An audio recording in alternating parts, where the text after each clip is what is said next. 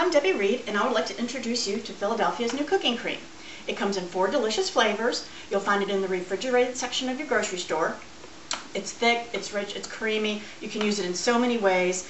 Today I'm going to be doing a recipe for you that uses the Santa Fe blend. It's got a little bit of a nice little bite to it. Not too hot, but it really has some good flavor. What I'm going to end up doing for you today is making a pizza. I've already got my dough partially prepared. I'll tell you what I've done to get to this point. I bought 1 pound of an already made pizza dough from my grocery store.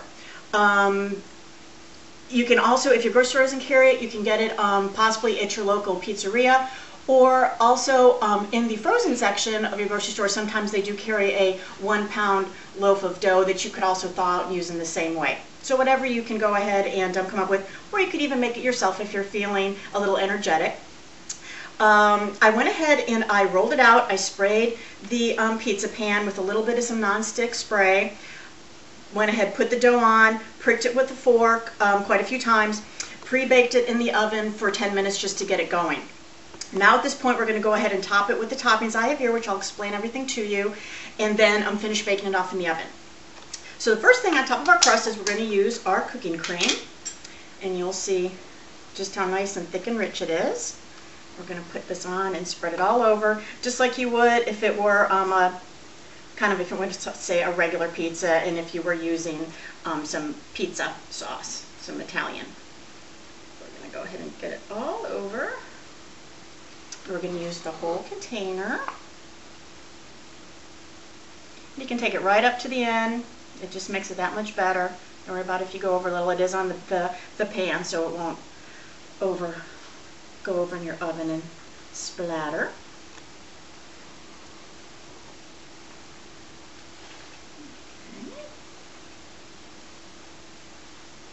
There's a little bit left. I want to make sure you get it all on there. There we go. And like I said, just take it all the way out to as close to the end, about ½ inch to the end there. And get it all nice and even. There we go. Okay, now the next thing I'm going to put on, I have some already cooked chicken. If you have some leftovers from last night's dinner, you can use some rotisserie chicken. Of course, the bones and the skin's removed. Now, you see the color's a little bit different. This is chicken breast, but it's a little bit different color. What I did is I seasoned it up with just some ground cumin. Tossed around in there to give a little bit more flavor to the chicken. So just go ahead and take that and top the sauce.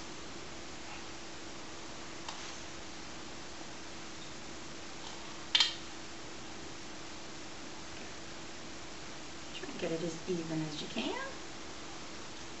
so everybody gets some delicious chicken. There we go.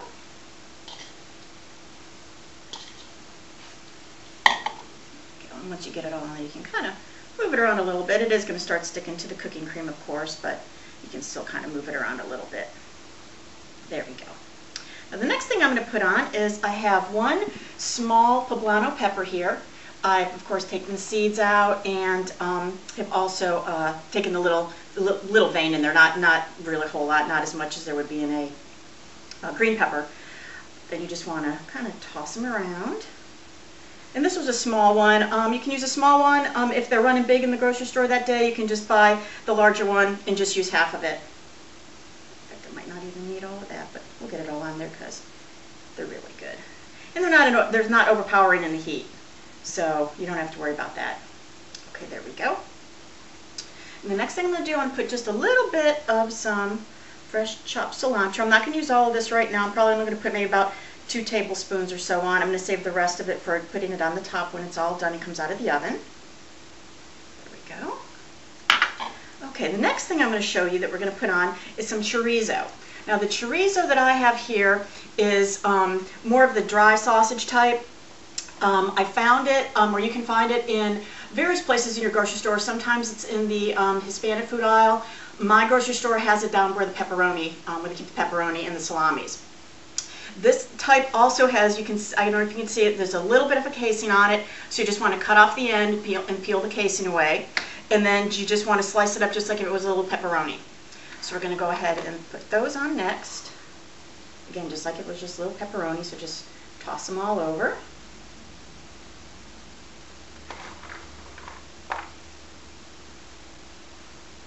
And then when this bakes, they'll also, because they're of course going to be closer to the top, they're going to crisp up a little bit too, which will be giving a nice little flavor. There we go. And this is about 3 ounces that I have cut here.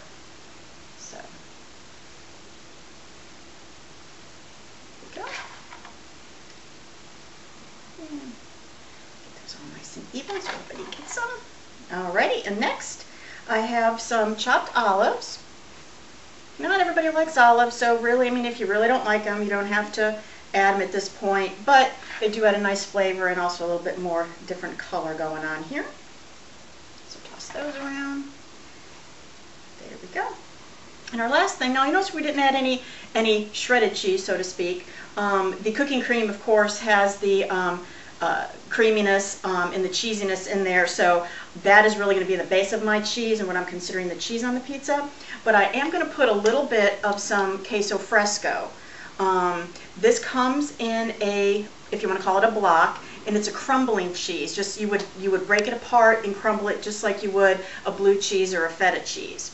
And it doesn't really melt like a mozzarella cheese is going to. It's just going to get a little bit soft on here. So we're going to use that. We'll need all of this. This is 6 ounces, so just go ahead and kind of cover it until it looks like there's what you want on there. You can use 4 to 6. That'll be good. That looks pretty good. You still want some of those colors of that chorizo to come out.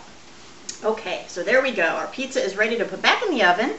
And I'm going to toss it back in the oven at 400 degrees. I'm going to let it go another 10 to 15 minutes. I want it to finish cooking the crust, and then of course warm everything through the cooking cream, the chicken. Like I said, chorizo is already really cooked through, so it's just warming it. It's really just want to make sure that the pizza crust on the bottom is cooked through. So I'm going to put that back in the oven, and we'll take a look at it in about 10-15 minutes. Okay, our pizza is out of the oven, and doesn't that look delicious? All those wonderful colors and flavors. You can see the cooking cream around the end. It looks delicious. So let me go ahead. I'm going to try and not make too much of a mess here on you and cut a piece. And we'll take a little taste.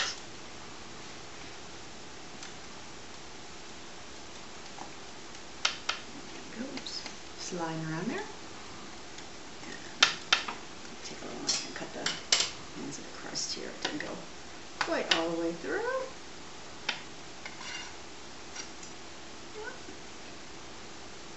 There we go. Okay, look at that. Oh, I lost some of my toppings. We're going to take those because that looks delicious. There we go. All right, let's take a little taste. Out of the way. Wasn't sure if I was going to need those to hold the pan. Now I know a lot of people, some like the knife, fork and knife, some don't. I'm going to do the fork and knife. I don't want to get it all over myself as well as burn the roof of my mouth. So there we go. Get a little bit of everything on there. Definitely some of the crust with the cooking cream.